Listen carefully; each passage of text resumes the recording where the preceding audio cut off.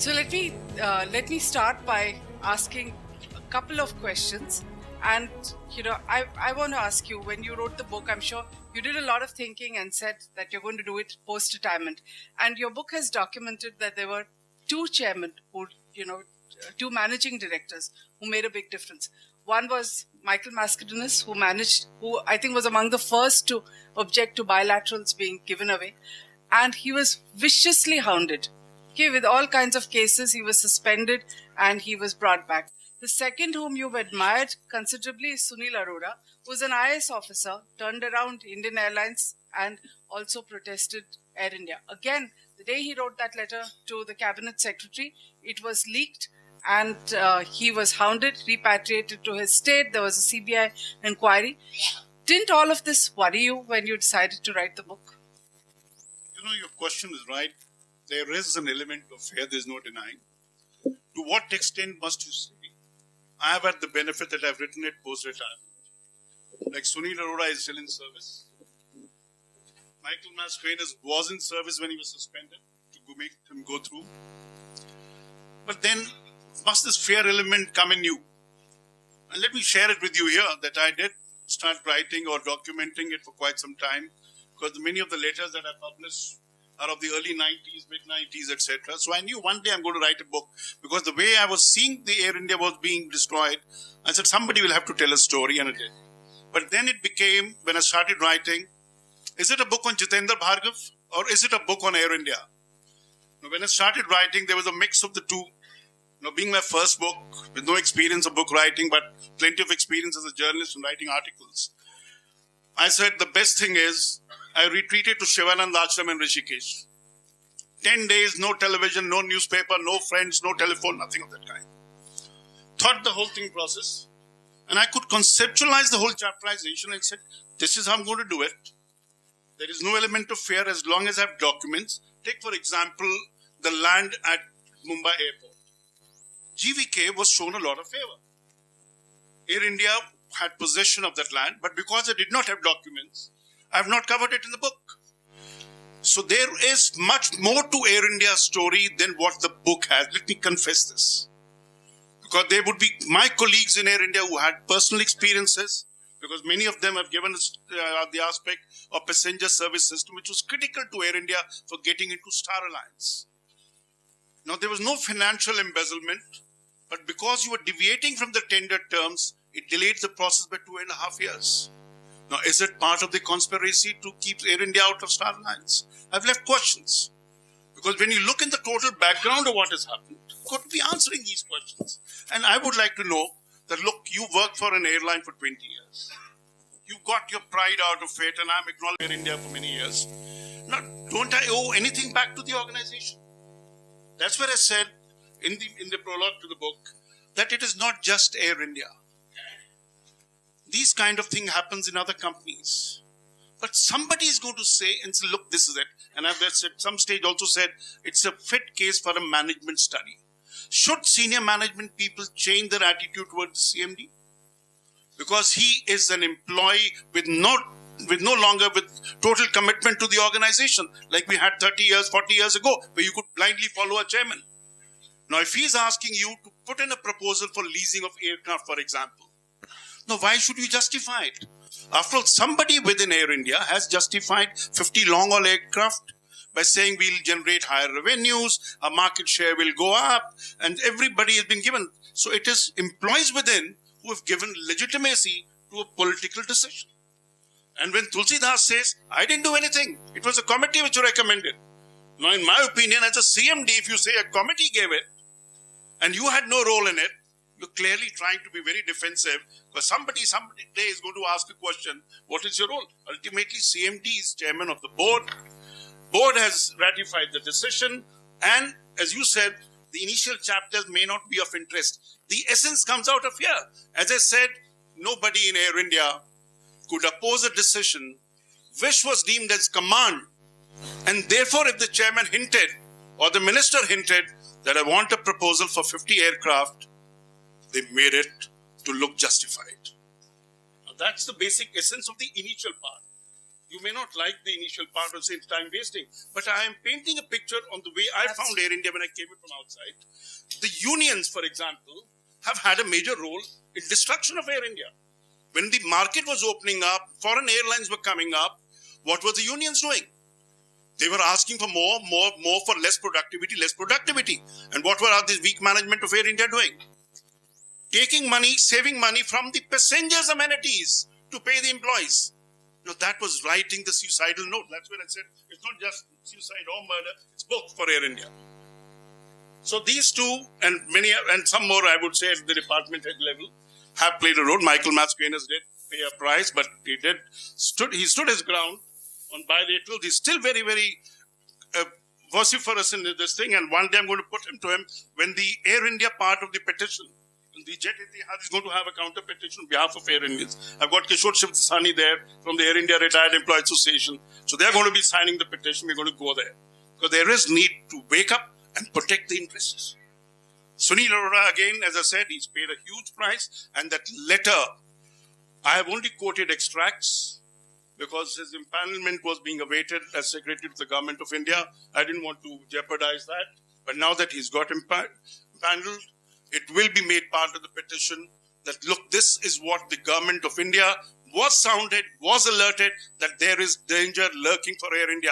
The Prime Minister Office, the CVC, all of the government functionaries did not pay heed to it. Imagine if only they had paid heed to it, this 30,000 crore of public money would have been saved. Now, there is an element of money to be attached to these kind of decisions, and people hold up. So that's where I'm relying on Dr. Swami. He's going to be my best friend for the next few years. Okay, another question is, we've discussed bilaterals today extensively because, Dr. Swami, we've talked about Air India. There's another issue which Devashish has been writing about all the time, which is the manner in which new airlines were let into the country in the first place. Okay, the selection itself, very clearly, these people had no survival path. So you had a Sahara which came and went, got merged. You have a Kingfisher which is bankrupt. You had Deccan Airways where he ran a budget airline, didn't know how. You had East West. Then you had Damania, poultry farmer. Now, at that time you were in Air India and you were watching it. What do you have to say? Did you have anything to say about the manner in which people came in? Or was it okay? Because is it that you watched it from Air India? You're watching the domestic situation. These people have now gone international. Is there something completely wrong in the way we handle civil aviation? Yes, the one thing we need to understand, India still has no civil aviation policy. So the decisions are taken based on the face of the applicant or the country which is making an application. With bureaucracy totally devoid of experience in the aviation sector, they take decisions disregarding the implications on another factor. Take, for example, I've been advocating in my television interviews on Tata Singapore Airlines. I said, look at the huge advantage Tata Singapore Airlines will get if they get started vis-a-vis other carriers. All these airlines which have so far served, first was Air India. So Air India got mutilated at the expense of these private airlines because they reaped advantages through cronyism. And then you have these airlines coming in, they've burnt a deep hole in their pocket already. With the finances in disarray, how can they compete with Tata Singapore who are going to come fresh? So therefore, when you had this foreign airline policy decision taken that you can invest in carriers, was a justifiable decision from that perspective. But question is, if you don't have a civil aviation policy, he referred to the ATF prices being 50% higher. Now, how are you going to sustain? Now, Indigo, with the largest market share, has in September 2013 done a load factor of only 70%. Imagine if the economy does not improve in the next 6 months. Tata Singapore Airline comes in with capacity addition. What happens to the load factors? Now, there has to be a policy, and people like the Department of Transport in the United States, Ministry of Civil Aviation ought to have civil aviation experts. Now, they don't have experts, but they want to take decisions on everything. The bureaucrats are not good for every kind of a thing, and the mess that they made of Air India is clear proof that they lack capability. Okay, one question to Dr. Swami before I open the floor. Dr. Swami, what is your view on where are we headed? Is Air India sort of irrelevant And do you think it should be privatized? And should we have a national carrier at all? No, we need a national carrier because it has a dimension which is generally kept confidential. It performs certain functions for national security. And therefore, we need a national airline. Secondly, if it is managed well with this huge market, Air India was one of the top airlines of the world 20 years ago. And then it has been systematically bled, which is all out in his book.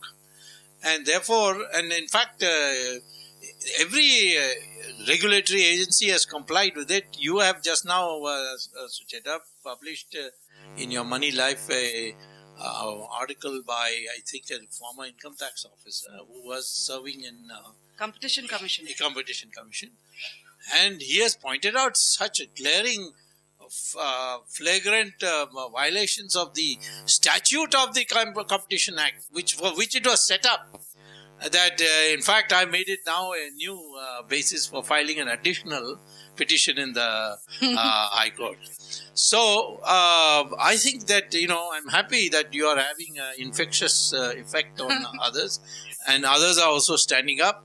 I think, may I say that there is also I've heard there's a new Air India letter which went out today saying that, and if you get a copy, please give it to me. I'll file that also. And certainly we need Air India. We need competition through Indians. And when I actually, if there's anyone who's guilty of opening the sector to foreign, to private airlines, it was me as Commerce Minister. Unfortunately, the people who came first was East West Airlines. And they had a dubious background. And then, the whole thing got complicated. And then one or two private airlines had enormous influence on the civil aviation minister. And they ensured that nothing was done either to improve Indian Airlines or Air India or allow even other foreign airlines to come in. So therefore, all said and done, I think we need a civil aviation policy. He's absolutely right. One of the shocking things I had discovered that we don't have a policy on bilaterals. We don't have a policy on which airlines to go, which market is to be exploited. None of it. There's no policy at all. It's not been thought of, and that we have to do and make airlines a place where people can travel to the length and breadth of the country at cheap rate. The load factor is largely due to the high rising airfares. And these airfares are rising because of government policy. And therefore, these things can be rectified and India can have a flourishing civil aviation sector. Okay, we open up the floor. You raised that early point about Srini Roda. Let me just add.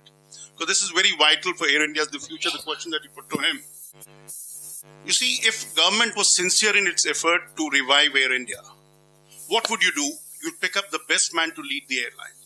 What has Infosys done after 2 years of bad performance?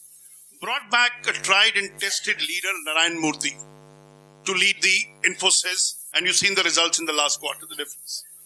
Air India likewise needed to get on to the best people rather than experiment. You had Sunil Arora, still 3 years of active service available. So if you have the intent of ensuring that Air India is to be revived and its survival ensured, Government of India would have picked up the best man to lead.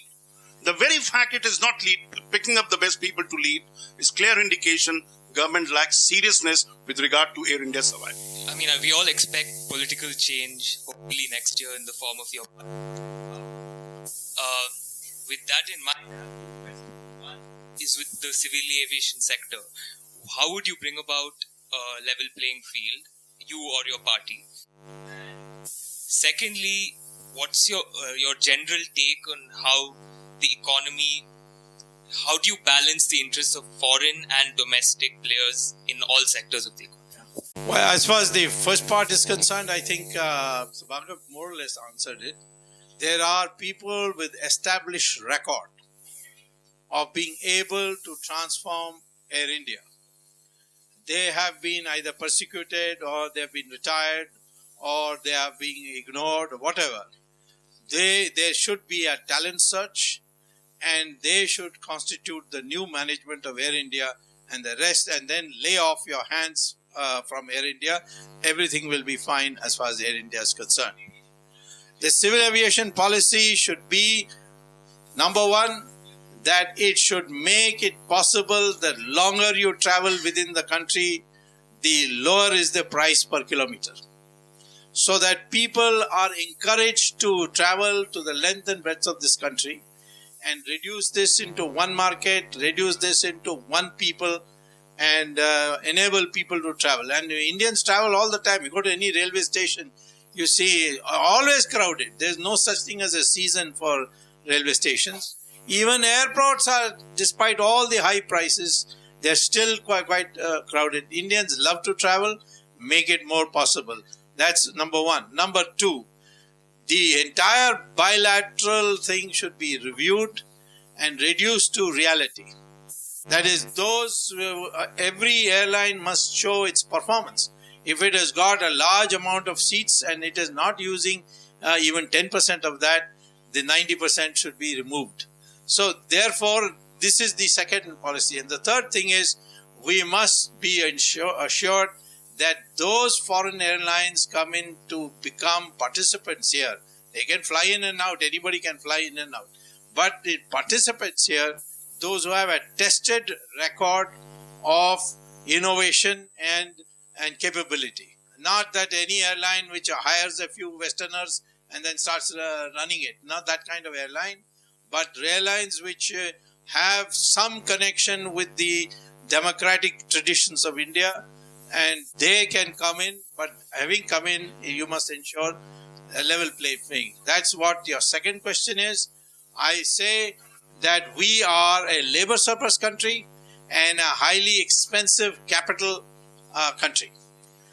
Those countries which want to participate in our economic activity, some of them have labor shortage in their country and very cheap capital.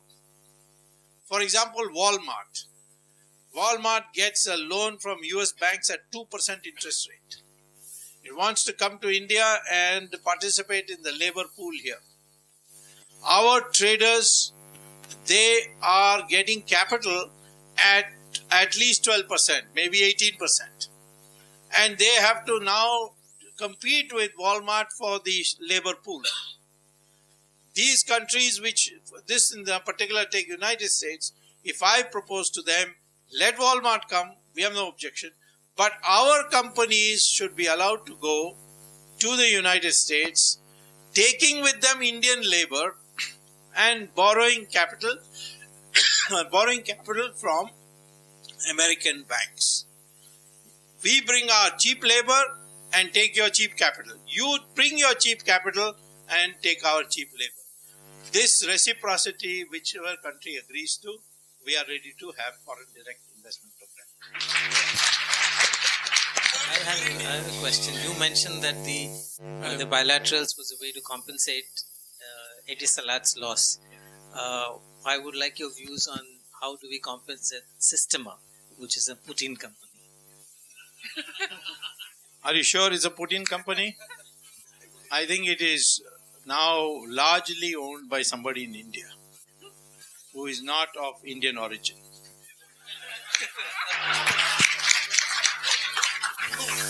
See, Air India is not utilized even to 1% of its capacity. That capacity is being artificially increased by buying aeroplanes in large numbers when it was not necessary.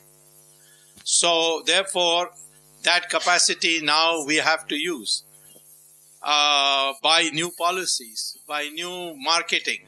So, you are perfectly right, but that reason is that in purchasing these planes which were not required, there was a bribe in it. That's why they went and bought it. There was originally an agreement with Airbus. Then the Americans got angry and said, how can you, we have done you such big favors, including not disclose your name in the Saddam Hussein's Iraq oil for food program. In the Volcker report, we deleted your name. And after that, this is how you treat us. So we bought planes from the Americans in order to keep them quiet and bought at a heavy price. And now we are selling it to Etihad at 1/3 the price. So these are the past policies are responsible. The moment you correct the policy, this problem of excess capacity will go. Dr. Swami, can you throw some light on who is the effective owner of Indigo? Lots of rumors floating in the market. Well, I heard all kinds of rumors myself, but you don't want to hear rumors here. Sucheta Dalal will not accept that. I am interested in knowing, and I'll make every effort. Maybe in the next lecture I might be able to tell you who the real owners are. You are interested in buying that airline? That you...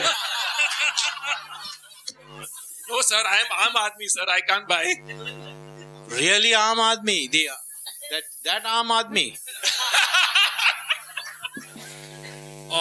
Sir, Dr. Swami, just wanted to ask you one question that in 2G case, one of the court verdict was that policy error does not tantamount to criminality, for which Chidambaram got a clean save. Will that same happen with the Praful Patel, or what's your view onto it? That was a wrong judgment. And I know the circumstances in which that wrong judgment was given. But now the beans that Raja is spilling, I'm going back to court again to prosecute Mr. Chidambaram. So don't worry, that judgment will not last very long. sir, talking about all the judgments which are happening, something seems to have got totally haywire with the High Court judgment. The CBI seems to have done some work, or whatever work they are supposed to be telling us. But now, in every case which they are handling as a police force, we don't know what will happen. Well, I mean, the High Court is right in this regard, that the papers show nowhere a sanction from the President of India. If it's a cabinet decision, it should have been sent to the President for his signature. A total reckless disregard of the Constitution of India. And the court is supposed to uphold the Constitution, not worry about what will happen, what chaos will result. The government has an opening. It can go to the Supreme Court tomorrow and ask for a stay on the judgment, and then find a way by which they can rectify this. So I am sure the courts will be very sympathetic that chaos should not take place. But we have to congratulate the Guwahati Airport, the Guwahati High Court, for having brought this out very clearly. There's too much has been going on this. Even the Planning Commission, by the way, is illegally functioning. If somebody goes and files a case tomorrow, the Planning Commission will be wound up. That will be good for the country anyway. So it is based on a discretionary clause. There is no mention of Planning Commission in the Constitution. It's an unconstitutional body. But it's been going on. Those days nobody questioned Jawaharlal Nehru, so it continued. And now nobody is bothered about it, it's just continuing. So there are these things, they must be brought out and they must be rectified. There is a way of rectifying it, and that rectification can take place in the Supreme Court. There is no dilemma. The government should go tomorrow to the Supreme Court and ask for a stay. So we'll go to the next No, question. it won't make any difference in my cases. My cases are all in court. I don't go to the CBI at all, unless they are brought there by the court. Sir, ask you one question. For development, energy is required. In India, it is not so developed. Except Gujarat, states don't have a 24/7 electricity. And the UP and Bihar condition is worst. And if you want to develop any sort of educational institute, aviation, anything, energy is required. And renewable source of energy is going to play a good role. So what is your opinion? I have full faith in Modi ji and you. Okay, thank you. I will tell Modi also. Fact is that what Modi has done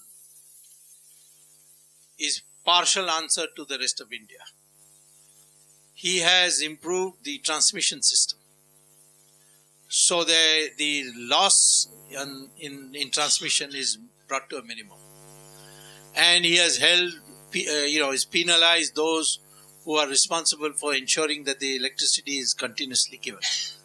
So if you today in the rest of India, the state electricity board are the most corrupt instruments, and there is no one to question it, and all politicians are getting money out of the state electricity boards.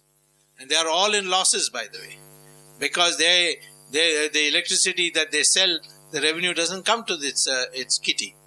So these are rectifiable problems. Tomorrow you want 24 hours uninterrupted supply, it is possible.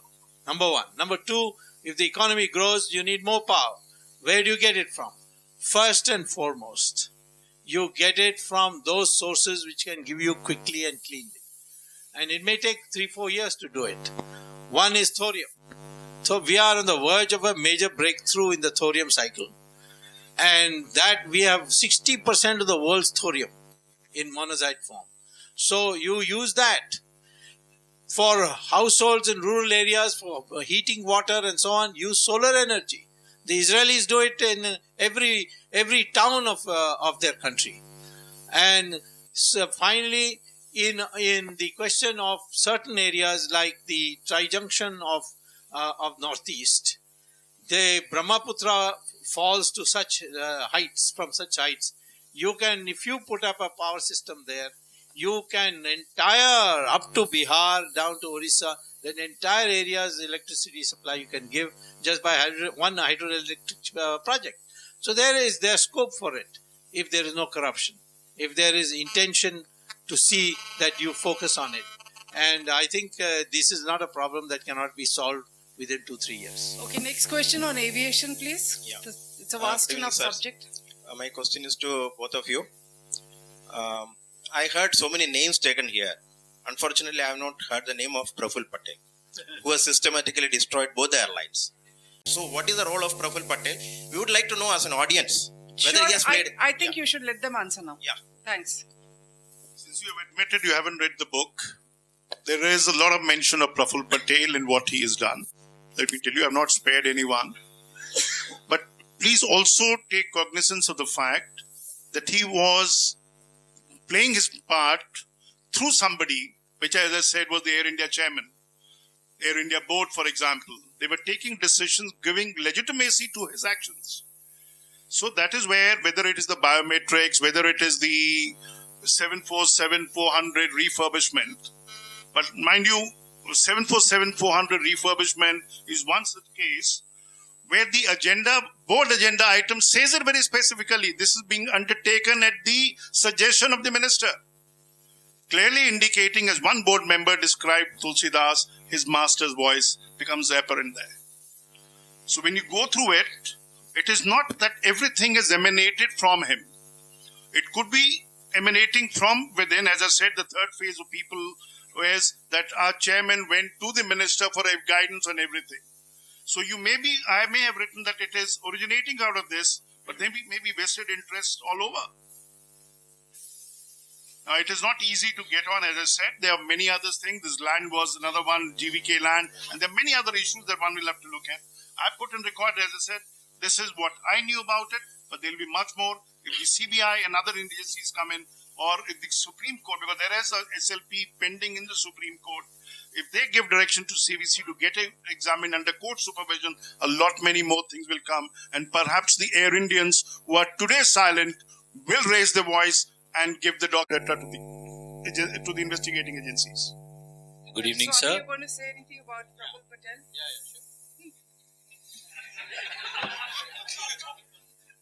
If I start speaking about Praful Patel's role, I'll have to speak about Sharad Pawar's role also, and also Sonia Gandhi's role.